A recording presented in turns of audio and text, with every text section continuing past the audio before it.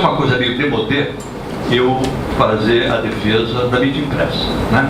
Que já foi condenada, já foi crucificada, já foi até estabelecido o dia do seu sepultamento. Na verdade, isso é uma fraude, né? Eu acho que a mídia impressa tem uma série de componentes, né?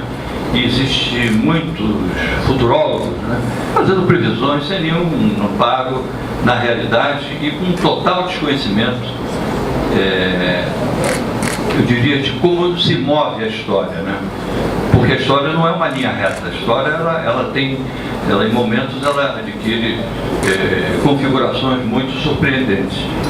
E então, eu vou falar um pouquinho rápido da minha paixão pelo jornal, porque eu comecei exatamente pelo jornal. Eu era um vendedor de máquina de escrever, eu não tenho nenhum título acadêmico, e eu, em 1964, eu era vendedor numa área onde estava um jornal que oferecia uma resistência heróica ao golpe de 64, foi a última hora do Rio de Janeiro. Quando se instala o golpe, em 64, eu, como boa parte dos jovens da minha geração, ficamos perplexos, né? O que vem aí, o que acontece, né? E o golpe, ele acabou, de uma certa forma, atingindo um pouco a minha família, quando eles caçam um médico, um cientista, na época Instituto Oswaldo Cruz, hoje Fundação Oswaldo Cruz, que era o pesquisador Edmond Sachê. O Edmond Sachê, ele era um pesquisador voltado para a área de doenças tropicais, era um especialista em doenças de fígado. E a minha mãe tinha uma doença de fígado de difícil diagnóstico e tratamento. Por indicação de alguns médicos, eu procurei pessoalmente o Edmond Sachê, que já não mais clinicava, ele já não mais tinha consultório, mas ele foi muito generoso e passou a cuidar da minha mãe. De repente, o golpe de 64 caça o professor Edmond Sachê, e eu comecei então a me perguntar que tipo de ameaça uma figura fisicamente frágil, né, que parecia talvez mais um padre do que um revolucionário, né, um Marighella, ele era uma figura assim muito falava baixo, né? Que tipo de ameaça o professor Edmond Sachê pode representar ao governo militar que havia tomado de assalto o poder? Tão brilhante, apesar de falar muito baixo. Então, logo no ato institucional número 1, ele foi arrastado, foi afastado e aposentado compulsoriamente, e logo depois ele deixa o país e vai lecionar na Universidade de Caracas, porque nós perdemos contato com ele. Depois eu restabeleci o contato e passamos anos a corresponder, porque eu não podia interromper o tratamento. Eu fiquei tão indignado com aquela coisa do Sachê, embora tenha sido uma coisa que afetou a minha família, que aí eu fui observando a envimato constitucional número 2, e eu vi que o governo militar, ele estava punindo, né, com um certo rigor e excesso, pessoas que discordavam do governo, não representavam nenhuma ameaça ao regime dos militares, ao regime das baionetas. E aí eu disse, não, eu vou enfrentar esses caras, eu vou participar de um bom combate. E eu já gostava de escrever, eu já tinha, na Olivetti, onde eu era vendedor, eu já era reconhecido por fazer relatórios caprichados, né? Eu tinha um texto cuidadoso quando eu apresentava o relatório de vendas. Eu então um dia subi os degraus da última hora, um prédio velho, ali na rua Sotero dos Reis, na Praça da Bandeira, e eu me lembro bem de que aquelas escadas de madeira, elas anunciavam a chegada de um visitante antes que ele surgisse na redação no primeiro andar, porque o madeirame já era muito antigo e velho, e ele então já dizia que tem gente, né? Alguém está entrando no jornal. E eu me lembro bem dos ruídos, porque eu estava tentando encontrar um novo caminho para a minha vida. Então, eu estava muito tenso, e pequenos ruídos, quer dizer, a própria madeira ali, né, com o peso, eu subindo devagar, os degraus anunciando a minha chegada. Bom, foi recebido com muito carinho pela redação, que eu já conhecia, embora não tivesse nenhuma relação profissional com eles. Me deram um prazo de 6 meses para que eu me revelasse ou não um profissional, era assim naquela época. Como é que se fazia realmente a escolha de um profissional nos anos 60? Eram poucos os cursos de comunicação no Rio de Janeiro, São Paulo. No Rio de Janeiro havia apenas 2 cursos. E era o coletivo, olha que coisa interessante, eram exatamente os integrantes da redação que definiam se aquele recém-chegado, né? Se aquele jovem, ou não tão jovem, profissional, levava jeito para o ofício. Então era o coletivo, eram os próprios, né, companheiros de redação que legitimavam ou não a entrada, né, de jovens profissionais naquele ambiente de trabalho.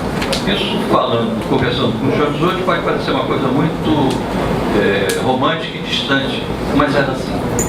Quem decidia se o profissional ia ou não ficar numa redação era um conjunto de colegas, né, que ficavam observando, e era uma coisa muito interessante, que todo recém-chegado, todo jovem que aspirava, né, ser jornalista, ele era dotado por um profissional mais velho. Então ele virava foca. Então todo jovem jornalista tinha um tutor, vamos dizer assim, ele tinha alguém que era responsável pelo seu processo de formação profissional. Então a gente fazia o texto, mostrava, eles corrigiam, e eles faziam isso de uma forma muito desinteressada e muito... e se entusiasmavam, né? Apostavam, né, no crescimento desses profissionais. Eu tive a sorte de ter como companheiro Maurício Azedo, como tutor, né? Eu era foco do Maurício Azedo, um grande talento, um grande profissional, e fazia parte do Comitê Estadual do Partido Comunista, um jornalista brilhante, que eu aprendi muito com o Azedo. E aprendi também uma coisa muito interessante na redação da Última Hora, que era uma redação diferenciada até hoje de qualquer outra redação. Era uma redação de bacharéis. Boa parte do corpo de profissionais da Última Hora era constituído de jovens, alguns não tão jovens, que haviam concluído o curso de Direito, mas que não haviam feito o exame da ordem. Então eles eram advogados, mas não podiam exercer a profissão. Tinham sido atraídos pelo jornalismo, e isso foi um grande diferencial na época, porque mostrava que a Última Hora tinha um compromisso muito grande com o restabelecimento do Estado de Direito, a questão das garantias individuais, né, o livre acesso à informação. Então a Última Hora tinha um perfil, se comparado com demais redações da época, ela era realmente um grande diferencial. E uma outra coisa que eu aprendi na Última Hora, e isso gera um problema sempre no mundo acadêmico, e certamente o professor Evandro talvez até se sinta um pouco incomodado, aquela redação era uma redação que tinha lá.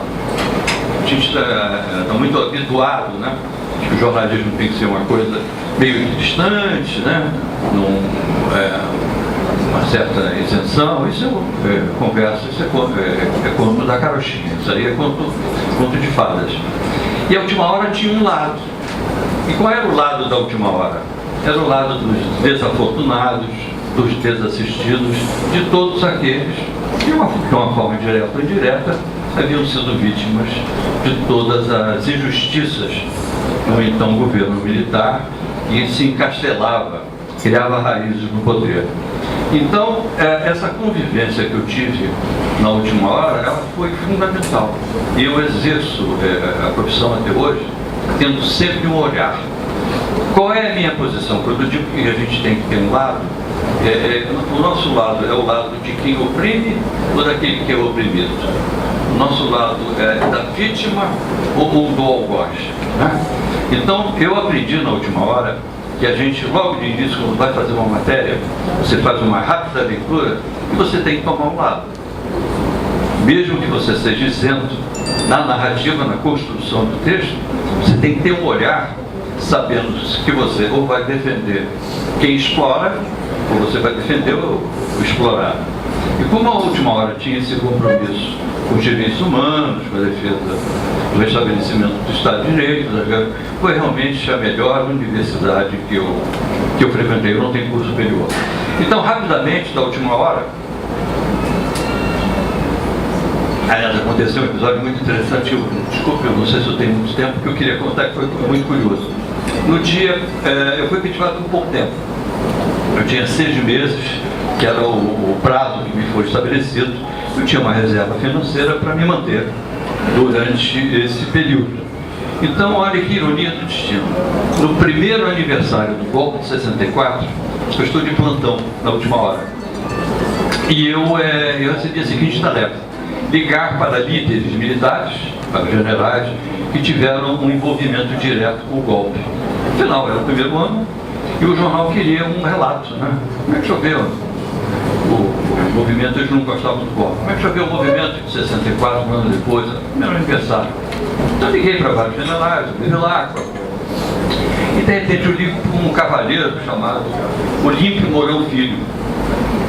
Ele era um mineiro, né? Era o comandante da 4ª Infantaria Divisionária de Juiz de Fora. Foi realmente quem ocupou a cidade do Rio de Janeiro. E aí liguei para ele e ele disse: ah, meu filho, foi muito bom o senhor me ligar. Esse governo que está aí perdeu o rumo.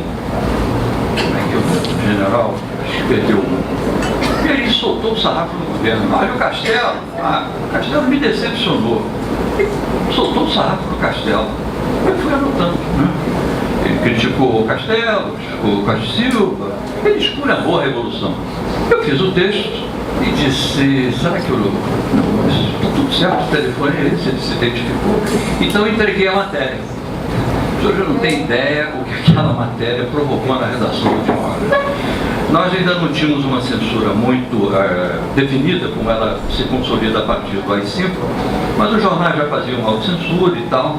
Eu entreguei o texto para o chefe de reportagem e ele disse: pô, como é que você dá uma dessas? Ficou errado. Eu disse: não, liguei errado. Eu conferi o telefone, é o Mourão Filho, já é o Mourão Filho.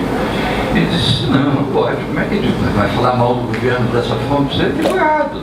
Eu disse: então, desculpe, você pode ligar para conferir? Ele liga e ele confirma. Aí ele disse: bom, acho que o número está errado. Está errado, para o chefe de reportagem. Bom, aquela matéria, ela circulou da chefia de reportagem, ela foi para o secretário de redação, ela foi para o editor da primeira página, para o editor político, para o diretor de redação e terminou na sala do Moacir Werneck. Era o caos. E eu acompanhava o movimento eram 4 laudas de texto, com vários depoimentos, circulando pela redação e cada um olhava, lia e olhava para mim. Agora não tem jeito. A pessoa olhava e queria saber quem foi o idiota que escreveu aquela matéria. E aí olhava assim, aí o cara só podia ser um foca. Bom, e a matéria vai e tal. E eu me lembro de uma cena que o Moacir Werneck, ele ficava num aquário, uma coisa que não existe hoje mais na arquitetura das redações, que era uma separação de vidro. Ele tinha persiana e 2 dedos abrem assim, 2 lâminas, né, da persiana, e eu vi que alguém me espiava de dentro do aquário. Ele só pode ser o Moacir Werneck, os outros todos já sabiam quem era o idiota que tinha feito o texto. E aí eu entrei em pânico quando ele olhou. Eu só vi os olhos do Moacir, que ele tirou os óculos. Agora que acabou a minha vida, vou voltar, vou trabalhar na Hamilton, porque eu não podia voltar para o Olivetti. E aí nisso o Miranda Jordão vem na minha direção e diz: garoto, a sua foto está em jogo. O Irã Frejá vai lá checar a autenticidade dessa matéria. O que eu digo é ironia, porque foi exatamente 1 ano depois, no dia 31 de março de 65. Foi exatamente o mesmo episódio que me leva à profissão, que acabaria sendo responsável pelo meu ingresso no jornalismo. Bom, o Irã fica mais ou menos umas 2 horas fora da redação e ele entra logo direto na sala do Moacir. Conversa, está efetivado a partir de amanhã e 10% de aumento. Então eu fui efetivado na última hora, com 1 mês e pouco, já com o 2º salário da redação, o que provocou uma ciumeira muito grande entre os outros companheiros que já eram profissionais mais experientes. Então, dali foi o início de uma carreira. Eu fiquei pouco tempo na Última Hora, fui para Quatro Rodas e tive a oportunidade depois de participar de um evento fantástico que foi o lançamento da revista Realidade, onde eu era talvez o mais despreparado da equipe. Era uma seleção brasileira, havia só grandes nomes. Um era doutor em física, outro era matemático, outro era... Embora todos fossem jornalistas brilhantes, mas tinham um título acadêmico.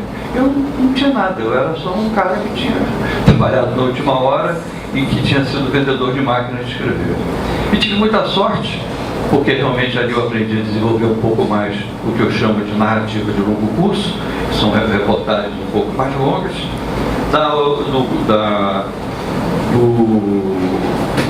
Da revista Realidade eu vou para o Jornal da Tarde, foi um grande projeto também dos anos 60. De lá eu vou para o Jornal do Estado de São Paulo. Ocorre um problema político, eu reconstituí a marcha da coluna Prestes e o chefe da sucursal ao Rio, do Jornal da Tarde, do Estadão, ele era um fascista. Ele tinha sido colocado no Estadão pelo Carlos Lacerda. E ele achou que eu tinha feito apologia do comunismo. Não tinha nada que ver, é uma matéria sobre o movimento dos tenentes, que vai de 24 a 27. E ele me demitiu.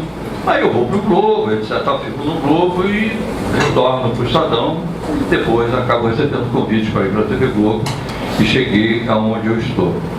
Então, eu devo muito à mídia impressa, né? E eu me lembro bem de uma coisa que me impressionou. Quando eu vou para a televisão, a televisão é um som de consumo de qualquer profissional. Quem é que não queria trabalhar em televisão? Não fazia parte do meu projeto. E quando o Armando Nogueira me convida, é uma conversa até meio maluca. Por sorte era só eu, o Armando e a Alice Nogueira. Eu disse: Armando, eu pensei que era uma entrevista que você ia dar para o Jornal do Estado de São Paulo. Eu não estou preparado para um convite. Não sei o que te dizer. Não, você vai gostar, a televisão é uma coisa legal, o dinheiro é melhor, o salário é melhor, você vai ter projeção. Eu disse: mas eu não estou preocupado com isso. Eu gosto do papel, é a minha formação, eu também gosto e tal. Bom, aí eu acabei indo para a televisão e de repente me vi numa situação muito complicada, porque eu era obrigado a fazer matéria de 1 minuto e meio para o Jornal Nacional. Eu disse assim: pô, eu vou ficar passando o resto da vida fazendo textos, 2 minutos, no máximo 3 minutos para o Jornal Nacional. Foi quando então eu comecei a me envolver com literatura, né, que era uma forma para eu não enlouquecer, né? Foi um escape. Eu precisava de desenvolver algum outro tipo de atividade que compensasse a minha frustração produzindo matérias de 1 minuto e meio de textos, né? Quando eu tinha uma larga experiência com matérias longas, né? E de lá eu acabei ficando na TV Globo, depois fui rapidamente para a SBT, fiquei 2 anos, retornei à TV Globo e hoje apresentei durante 8 anos o Linha Direta. Depois a Record me fez um convite e eu fui para a Record. Aliás, até uma coisa curiosa, a Globo me manteve 5 anos na geladeira para que eu não fosse para a Record. E foi o meu empresário que disse: você tem que sair da TV Globo. Daqui a pouco ninguém mais vai se lembrar de você. Porque isso é uma técnica, né? Eles congelam o profissional e desidratam esse profissional. O que aconteceu com o Chico Anísio, o que vai acontecer com o jogo. Então esse meu empresário, que era muito esperto, ele disse: olha, você tem que, não podemos ficar aqui refém, tá bom, é um bom salário, mas você tem que partir ir pro front. Você é um cara de bobagem, você é um infante, ele dizia, você não pode se submeter a capitular diante de um bom salário. Eu fui para a Record e eu não tenho nenhuma queixa, eu me trato extraordinariamente bem. Bom, então eu contei essas histórias para falar sobre a minha relação de amor com a mídia impressa. E aí, nesse espaço de tempo, vem as chamadas novas tecnologias, né? As novas plataformas digitais. E aí começam a surgir os profetas. Não, o papel vai acabar. O jornalismo é uma coisa que está com dias contados, é uma questão de tempo, né? E aí eu comecei a fazer uma reflexão e vi que a grande mídia está completamente perdida, né? O Estado de São Paulo, a Folha, o Globo. Eu tive uma longa conversa com o João Roberto Marinho, que depois posso até, se houver tempo, contar. E aí eu disse, e como é que estão os pequenos? Se os grandes jornais estão, não encontram um caminho, né? Não encontram a chamada luz no fim do túnel, né? Muitos até acham que é uma luz, mas é um trem na contramão, ou é um vagalume, né? E eu digo não. Aí eu comecei a refletir, e nós temos uma grande biblioteca na ABI, uma biblioteca de 800 metros quadrados. E aí eu comecei a falar com uma pessoa com quem eu não tinha muita intimidade, que era o Fábio. O nosso Fábio Costa Pinto, ele era sócio da BI. Depois ele foi eleito conselheiro, a gente começou a conversar. E eu então disse, Fábio, eu tenho um projeto assim de revitalização da pequena e média imprensa do interior. Porque nesse processo de atropelamento, né, ou de extinção, são eles os primeiros a correrem o risco de desaparecerem como se nunca tivessem existido. Aí o Fábio foi no Rio, a gente conversou, o nosso Edmundo também participou de uma reunião até um pouco tumultuada lá do Conselho, porque o Conselho da BI é como se fosse o Conselho de Segurança da ONU. Se discute a questão do Iraque, se discute o problema do Afeganistão, aquilo lá é uma bater a cabeça de jornalista, é isso mesmo. E eu até queria pedir desculpas ao Edmundo, porque o dia que ele foi uma... Eu não me lembro nem qual foi o tema internacional que a gente discutiu, não sei se Coreia do Norte, mas enfim. Então, conversei muito com o Fábio e a gente então, eu disse, olha Fábio, eu tenho um projeto antigo para tentar revitalizar a pequena imprensa do interior. E o Fábio me ouviu com muita atenção. E eu expliquei a ele o seguinte, de uma de geral, como eu viajo muito, eu tenho 52 anos de profissão, eu noto que os jornais do interior, eles às vezes cometem erros graves, né? Excesso de cor na primeira página, eles usam uma manchete que às vezes não é mais adequada, não arrumam bem o jornal. Eu até entendo, são jornais que não têm grande referência para poderem fazer um veículo mais palatável, vamos dizer assim, ao gosto do leitor. E aí eu dizia para o Fábio, esses jornais vão desaparecer. Os jornais não estão preparados para enfrentar os desafios das novas tecnologias. Eles precisam de algum tipo de ajuda. E aí então a gente começou a pensar num projeto de revitalização da pequena e média empresa, e eu tive o apoio da Unesco. Para minha surpresa, o representante da Unesco em Brasília, ele é um apaixonado pela mídia impressa e diz que é uma das responsabilidades estatutárias da Unesco a defesa do papel do jornal impresso. Eu não sabia disso. Bom, é isso. Tínhamos então mais um aliado, mas não tínhamos um projeto. Até que então eu venho participar de um evento aqui em abril, né, a convite também da Associação Baiana de Imprensa e da SECOM, e eu tive a oportunidade de falar pela primeira vez desse projeto publicamente aqui para a Bahia. Embora eu já tenha conversado, né, com o pessoal de São Paulo, né, somente com a Fiesp, e também com o Fernando Pimentel, que é o governador do estado de Minas. E eles ficam assim um pouco, não entendem bem, não são jornalistas e tal. Mas aí então o que eu fiz? Eu fiz um ofício, combinei com o Fábio, e nós então mandamos para 20 ou 30 jornais aqui do Recôncavo Baiano. E eu dizia no ofício mais ou menos assim, que ali estava desenvolvendo um projeto, um programa de revitalização da pequena e média imprensa, com apoio do SEBRAE e da Unesco. Quer dizer, a gente tinha um apoio do SEBRAE nacional. E dizia que essa iniciativa destina-se a criar projetos gráficos e editoriais com o objetivo de tornar essas publicações mais ágeis e atraentes, além de oferecer modernas técnicas de gestão, onde entra o SEBRAE, para que esses veículos possam melhor enfrentar a concorrência das novas plataformas digitais que estão mudando drasticamente os negócios no universo da comunicação. Esse foi o texto que eu mandei. Aí eu digo, a ABI e a Unesco partilham do entendimento de que a sobrevivência do jornal impresso é fundamental para a preservação da própria memória nacional. As novas tecnologias digitais, pela sua natureza volátil, né, e pela sua própria... é tudo muito efêmero, né?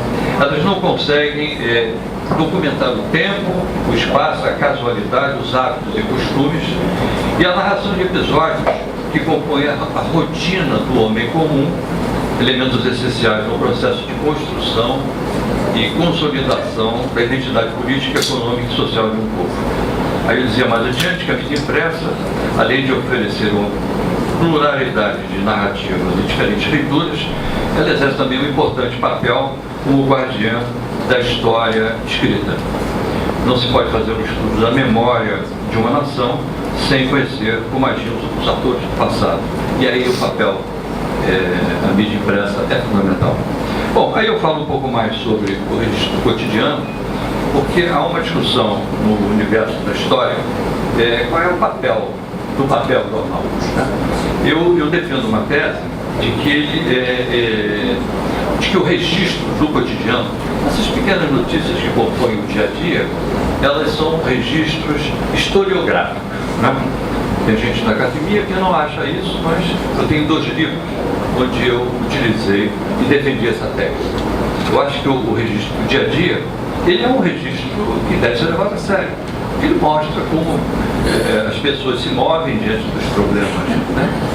Que enfrentam diferentes cidades. Que o jornal impresso tem a credibilidade, a fidelidade do documento público. Né?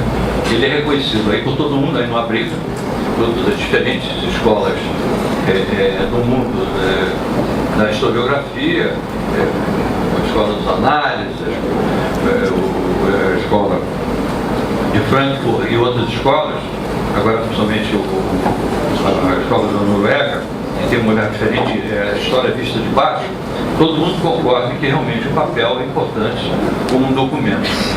Bom, aí o que nós fizemos? Nós encaminhamos então um questionário, quer dizer, isso aqui o Fábio fez um levantamento dos jornais aqui da Bahia, ele escolheu uma área, inicialmente o Recôncavo, e eu então enviei um texto assim um pouquinho, tem uma mexida nesse texto, e enviamos uma proposta de aceitação do projeto, onde a gente fazia algumas perguntas sobre o jornal, né?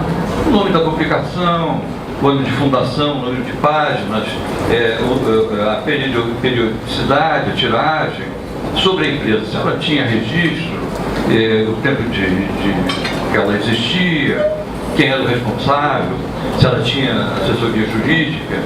E um outro item era sobre impressão. Se eles tinham gráfica própria, se imprimiam em 4 cores, né? Se tinha algum projeto gráfico em curso, em andamento, e outro jornal impresso. E vai por aí. E deixamos depois algumas questões por conta, né, de cada editor, comente de forma objetiva as maiores dificuldades que a publicação tem enfrentado para imprimir, circular e se tornar economicamente viável. Esses são vários itens onde a gente permite que os editores exponham, né, as suas dificuldades, o seu calvário, né, semanal ou mensal, para colocar esse jornal em circulação. E aí então eu vim à Bahia. E tive uma acolhida surpreendente, muito diferente de São Paulo, né? E um pouco mais parecida com Minas Gerais. E na última conversa que nós tivemos ontem foi ontem ou anteontem, com o secretário de comunicação André Corvelo, ele disse: olha, fechado. Falei também com o presidente da Assembleia, que é uma figura muito interessante, e ele disse: conta com a gente aqui, vamos até pensar aí, até talvez colocar isso no orçamento de 2018, até uma figura assim muito, o Ângelo Coronel. E o próprio vice-governador aqui eu não conhecia, que é uma pessoa mais formal, né? O João Leão, né? Me mostrou o projeto da ponte, foi muito atencioso também, e disse: olha, conte com a gente. Então, nós estamos tentando, né, viabilizar esse projeto. Agora, como é que a gente vai implantar isso? Né? Qual é a nossa ideia? As pessoas enviam alguns exemplares, nós examinamos esses exemplares aqui na Bahia e depois no Rio de Janeiro, fazemos um diagnóstico e apresentamos um novo projeto gráfico e editorial. Ontem, conversando com o superintendente do SEBRAE, o Jorge Cury, porque, na verdade, qual é o problema desse jornal? Não é ser o jornal mais bonitinho ou mais feio. É também uma questão de gestão. Né? Como tornar o jornal economicamente viável? Né? Como fazê-lo? Né? Ter vida própria, etc. E nós tivemos uma boa acolhida aqui na Bahia, uma longa conversa com o Cury e com o diretor técnico, que já estava, inclusive, desenvolvendo um projeto de apoio a essa iniciativa. Então, esse projeto se resume exatamente isso: impedir que esses jornais, temos aqui acho que 10 exemplares, né, desapareçam diante de uma concorrência desleal e extremamente piedosa e veloz.